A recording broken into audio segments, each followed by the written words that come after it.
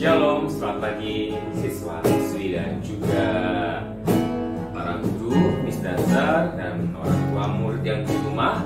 Pada pagi hari ini kita bersehati, kita siapkan hidup kita mau terima berkat firman, tetapi kita mau berdoa terlebih dahulu. Kita akan sembah Tuhan terlebih dahulu.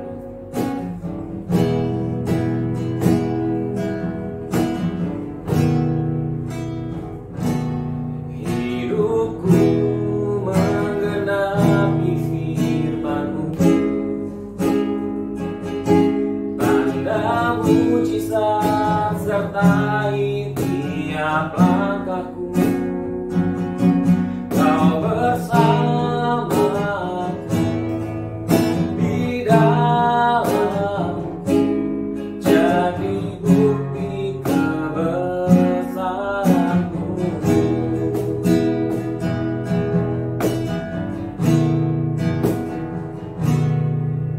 Tuhan, Kau sempurna.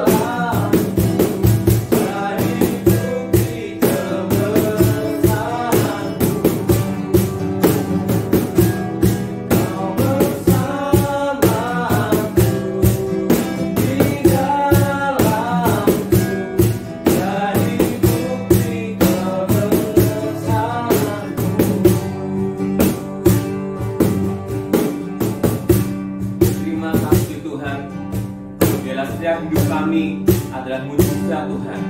Dan sebagai bukti bahwa Engkau Allah kami yang besar, sebagai bukti Engkau Allah kami yang luar biasa, kami serahkan hidup kami di tangan kuasa-Mu. Berkati hari ini, berkati firman-Mu Bapa. Di dalam nama Tuhan kami Yesus, haleluya, amin. Baiklah anak-anak sekalian, kita akan dengarkan firman Tuhan dan Tuhan Yesus memberkati. Selamat pagi anak-anakku kelas 7, 8, dan 9 SMP Kristen Terang Bangsa. Kembali berjumpa dengan saya di pagi hari ini untuk mendengarkan apa yang Tuhan ingin ajarkan dalam hidup kita. Tapi sebelumnya, mari saya ajak kalian untuk berdoa terlebih dahulu. Tuhan, terima kasih untuk anugerah-Mu dalam hidup kami, sehingga kami dapat melakukan aktivitas di pagi hari ini dengan luar biasa, Tuhan. Berkati kami, Tuhan, supaya kami dapat melakukan kegiatan hari ini dengan anugerah dan tuntunan daripada-Mu saja. Hanya di dalam nama Tuhan kami Yesus Kristus kami sudah berdoa dan mengucap syukur. Amin. Oke, selamat pagi anak-anak semuanya. Masih dalam keadaan yang sehat semua. Saya berdoa agar kalian semua dan orang tua dan kita semua tetap sehat dalam kelimpahan dan kebaikan Tuhan kita Yesus Kristus. Ya, pagi hari ini mari kita buka Alkitab kita yang saya akan ambil ayatnya dari Filipi. Nah, Filipi itu perjanjian lama terbaru, yang sering sekolah pasti tahu ya. Ya, di perjanjian baru Filipi 2 ayat 4 sampai 8. Saya akan bacakan ya. Dan janganlah tiap-tiap orang hanya memperhatikan kepentingannya sendiri, tetapi kepentingan orang lain juga. Hendaknya kamu dalam hidupmu bersama menurut pikiran dan perasaan yang terdapat dalam Kristus Yesus, yang walaupun dalam rupa Allah tidak menganggap kesetaraan dengan Allah itu sebagai milik yang harus dipertahankan, melainkan telah mengosongkan dirinya sendiri dan mengambil rupa seorang hamba dan menjadi sama dengan manusia. Dan dalam keadaan sebagai manusia ia telah merendahkan dirinya dan taat sampai mati, bahkan sampai mati di kayu salib. Saya akan ambil satu ayat di bagian ini, yaitu ayat keempat. Saya akan bacakan. Dan janganlah tiap-tiap orang hanya memperhatikan kepentingannya diri sendiri, tetapi kepentingan orang lain juga. Saya akan membawakan salah satu watak yang diajarkan Kristus dalam dia melakukan pelayanannya selama itu. Saya akan bercerita dulu. Pada suatu hari ada 2 orang siswa yang bernama Ardi dan Sandi. Nah, dalam kondisi pandemi seperti ini, pasti banyak hal yang harus kita taati. Pemerintah sudah menyarankan A, B, C, D, banyak sekali. Untuk apa sih? Untuk memutus rantai virus corona. Nah, pada suatu hari ini Ardi dan si Sardi ini ya akan pergi ke sekolah. Nah, karena sekolah sedang SF study from home. Jadi kalau pergi ke sekolah pasti ada aturannya juga. Tidak seperti dulu ya sebelum pandemi merajalela kan, bebas ke sekolah. Tidak usah pakai masker, tidak usah cuci tangan. Ya toh. Kalau bersin ya sembarangan, kadang-kadang ya sampai seperti itu kan, sekarang tidak boleh ya. Nah, Sardi dan si Ardi ini kan pergi ke sekolah. Nah, saat pergi ke sekolah ini Sardi berkata, "San, loh, kok kamu tidak bawa masker?" "Bawa kok, tapi saya kantong loh, jangan dong. Maskernya dipakai." "Ah, nggak apa-apa, belum sampai sekolah aja, jangan dipakai." Akhirnya setelah perdebatan itu si Sardi mendengarkan Ardi dan mau memakai maskernya. Nah, setelah sampai di sekolah bertemu dengan guru.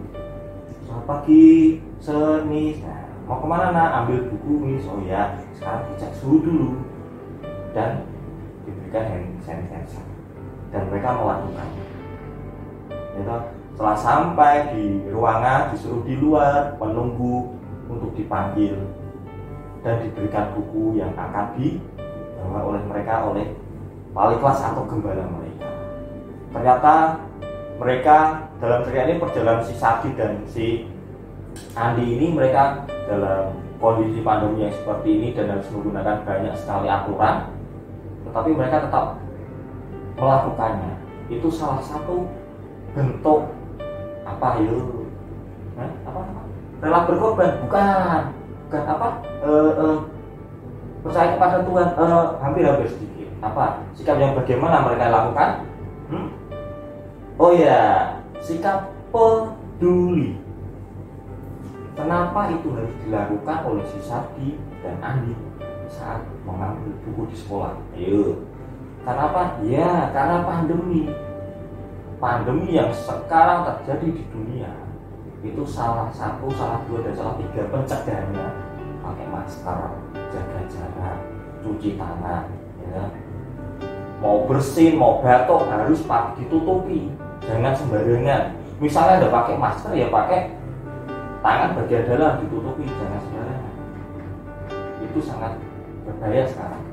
Nah, mereka peduli karena apa? Jika mungkin mereka tidak memakai masker, mungkin pernah dengar kata OTG. OTG itu orang tanpa gejala yang sebenarnya membawa, tapi tidak ada gejala apapun. Nah, untuk mengantisipasi itu bagaimana? Ya pakai masker, cuci tangan. Oleh karena itu disarankan mau kemana aja sekarang harus pakai masker. Ya, kalian mau kemana saja, mau ke sekolah, mau ke mall mungkin, ya, mau ke rumah teman harus pakai masker sekarang. Ya, karena apa? Kalian peduli tidak dengan orang di sekitar kalian? Kita tidak tahu di dalam tubuh kita membawa atau tidak, tapi kita harus mencegahnya. Itu bentuk rasa kepedulian kita dengan orang sekitar. Nah, sebagai anak-anak Tuhan yang mencerminkan sifat Kristus, hari ini kita akan belajar satu hal itu, peduli. Ya, Tuhan Yesus banyak sekali mengajarkan dalam pelayanannya selama hidup peduli kepada orang. Ya, dia menyembuhkan orang lumpuh, menyembuhkan orang buta. Dia merasa peduli dengan orang itu. Coba kalau takut ditinggalkan saja orang, tapi Tuhan tidak. Tapi Yesus tidak. Dia mau melakukan kepedulian dari hal yang terkecil. Itu yang harus kita contoh pada hari ini. Ya. Di era modernisasi dan sifat individualis yang semakin tinggi, rasa peduli itu sekarang semakin terkikis. Kalau bisa dibilang itu hati kita tuh seperti dingin, kayak tidak peduli dengan sekitar kita. Tapi Tuhan tidak mengajarkan seperti itu. Kita harus peduli terhadap lingkungan di sekitar kita minimal. Ya, peduli itu tidak harus memberikan uang kita, tidak. Memberikan bantuan dalam bentuk apapun, sekecil apapun, tapi didasari dengan rasa yang ikhlas dan tidak ada rasa keterpaksaan. Itu sudah menunjukkan rasa kepedulian kita dalam contoh tadi Sakti dan si Andi tadi pergi ke sekolah pakai masker, cuci tangan, mau diukur suhunya sama guru. Coba itu tidak dilakukan, itu hal yang kurang, tapi dia mau melakukan. Nah, kalian yang mungkin ya masih bersifat acuh tak acuh dengan orang di sekitar kalian atau mungkin dengan lingkungan, kalian sering buang sampah sembarangan, buang sampah di kali, di sungai. Ayo siapa? Kalian tidak peduli dengan lingkungan yang seperti itu. Coba ya, sampah itu mungkin cuma kecil sedikit, kalian buang ke sungai. Itu kalau dilakukan oleh 1 juta orang, sungai itu akan penuh dengan sampah. Mungkin hanya kecil ya, tapi kalau dilakukan oleh banyak orang dengan membuang sampah di sungai, coba bayangkan ya. Semarang sudah ditata rapi, sungai sudah mulai dibersihkan semua, jangan dikotori lagi. Biar apa sih? Biar air itu bisa mengalir loh, tidak berhenti di satu tempat. Kalau berhenti di satu tempat, hujan deras turun, tidak kuat menampung, apa yang terjadi? Banjir. Contohnya kota, ibu kota negara kita ya lah. Ya memang sekarang sudah lumayan bagus ya. Tapi kalau tidak didasari atau sifat kita tidak ada rasa peduli kepada lingkungan, ya cilik sampai apa-apa. Cilik, kecil, cuma kecil ya betul, tapi itu tetap sampah. Kalau dilakukan oleh banyak orang dibuang semua ke sungai, ya kalian bisa tahu sendiri ya. Oleh karena itu, selain dengan orang di sekitar kita juga harus peduli dengan lingkungan. Contoh sederhananya adalah buang sampah pada tempatnya. Di era pandemi seperti ini, di masa pandemi seperti ini, kita harus patut menjaga kebersihan diri sendiri dan kebersihan lingkungan. Biar apa? Biar virus itu mati. Ingin hidup normal lagi ya. Nah, kalau ini kita harus bisa menaati apa yang pemerintah lakukan. Syukur-syukur, puji Tuhan, ditemukan vaksin virus corona. Berdoa bersama ya, agar vaksin itu segera ada. Sekarang di negara-negara yang sudah maju di Inggris, Rusia, negara mana itu sudah ada percobaan, sudah ada yang mencoba untuk vaksin ini, dan tahapnya sudah tahap akhir, tapi masih ada beberapa yang dibenahi. Berdoa agar vaksin itu sudah terwujud sehingga bisa membunuh virus corona, sehingga kita bisa hidup normal kembali. Ya, nah kita kembali ke sini. Sikap peduli ini kita harus tanamkan mulai dari sekarang. Ya, jangan acuh kepada orang lain. Suatu saat kalian berangkat ke sekolah dan sudah normal, sampai sekolah ada teman jatuh, tidak ditolong, malah ditertawakan. Itu kalian semua merenungi, merefleksi diri kalian sendiri. Ya kan? Tuhan mengajarkan tidak untuk menertawakan orang yang jatuh, tapi membantu. Bantulah. Sudah bilang di awal tadi, itu kepedulian itu tidak harus berupa uang, dalam bentuk bantuan pun bisa. Ya, kalian belajar, saya juga belajar. Sebagai manusia kita belajar itu sepanjang hayat. Nah, sikap hari ini yang kita pelajari di Filipi 2 ayat 4 sampai 8 yang saya mau diajarkan adalah sikap peduli kepada semua orang. Nah, apabila kita sudah memiliki sikap peduli ini, kita itu bisa memperoleh sesuatu dari sikap peduli. Apa saja sih yang kita bisa peroleh atau keuntungan yang kita peroleh jika kita memiliki sikap peduli?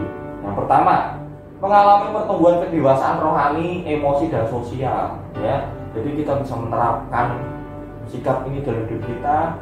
Kita dapat merenungi, kita dapat meningkatkan kedewasaan rohani kita dapat berinteraksi orang dengan baik, ya. Kemudian emosi kita juga bisa tertata semakin baik lagi dengan peduli ini. Yang kedua adalah mengalami pendalaman pemahaman kehidupan. Kalian suatu saat menemui misalnya orang yang beramal, saya punya uang 50, daripada saya jajan ya, kalian akan mengerti saat kalian membeli mungkin tidak banyak, saya punya 10.000. Dengan 10.000 ini jika diberikan pada orang yang tepat, itu akan memberi suatu arti yang luar biasa bagi orang. Kalian akan mengerti kehidupan itu seperti apa. Ternyata walaupun hanya 1.000, orang itu sangat senang sekali berterima kasih kepada saya. Nah, kalian akan semakin mendalami kehidupan. Keuntungan yang kedua. Yang ketiga, yang terakhir, menjadi manusia yang kreatif. Kalian hidup kan tidak hanya seorang diri. Kalau kalian hidup seorang diri, itu hidupnya di hutan. Karena kalian hidupnya di masyarakat, nah kalian pasti punya teman, tetangga, mungkin keluarga punya om, tante, bude, pade. Dengan sikap peduli kepada sesama, kalian akan menjadi orang yang kreatif, hidup nyaman dengan orang, ya. Orang acuh tak acuh, mah dimusuhi, dirasani, ya, digelemengi, ya. Tapi dengan sikap peduli, dengan membantu, mungkin bertegur sapa saat bertemu, hidup kita akan nyaman. Kita berinteraksi dengan semua orang dengan sangat kreatif dan nyaman. Dengan lingkungan seperti yang saya contohkan tadi, jaga lingkungan, ya. Buang sampah pada tempatnya itu hal yang sederhana. Tidak ada tempat sampah loh. Gampang. Beli sampah ya, tidak ada tempat sampah. Kalian punya kantong bawa tuh di kantong kalian, ya. Kantong ya, bawa. Setelah ada tempat sampah, masukkan ke tempat sampah. Misalnya di suatu tempat tidak ada tempat sampah, biasanya seperti itu. Tidak ada tempat sampah, ya masukkan kantong dulu. Saya makan permen atau makan kacang ada plastiknya, masukkan dulu. Saat sudah ada tempat sampah, masukkan. Itu bentuk kepedulian yang sederhana. Tapi kalau tidak dilakukan, tidak akan bisa. Ya, itu bentuk kita menjadi manusia yang sangat kreatif. Interaksi dengan sama interaksi dengan lingkungan ya, kita akan menjadi yang kreatif. Ya, jadi keuntungannya bisa mengalami pertumbuhan kedewasaan rohani, emosi dan sosial, pendalaman kehidupan dan menjadi manusia yang kreatif. Mau seperti itu, belajar dari hal yang benar. Oke, lakukan kepedulian dari hal terkecil dan di lingkungan terdekat kalian, biar rasa peduli itu tertanam dalam diri kita dan menjadi sebuah sifat Kristus yang akan kita sebarkan dimanapun kita berada. Terima kasih. Mari kita berdoa. Bapa kami yang ada di surga, terima kasih untuk segala firman dan perkataan yang Kau ajarkan kepada diri saya dan kita semua. Biarlah firman itu tidak hanya kami dengarkan, tapi biar kami praktekkan dalam kehidupan kami masing-masing. Biarlah kami menjadi orang yang peduli kepada sama manusia dan lingkungan dari hal yang penting.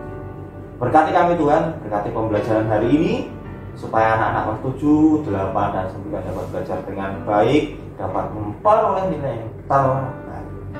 Terima kasih Tuhan Yesus, hanya di dalam nama-Mu kami sudah berdoa dan mengucap syukur. Haleluya. Amin.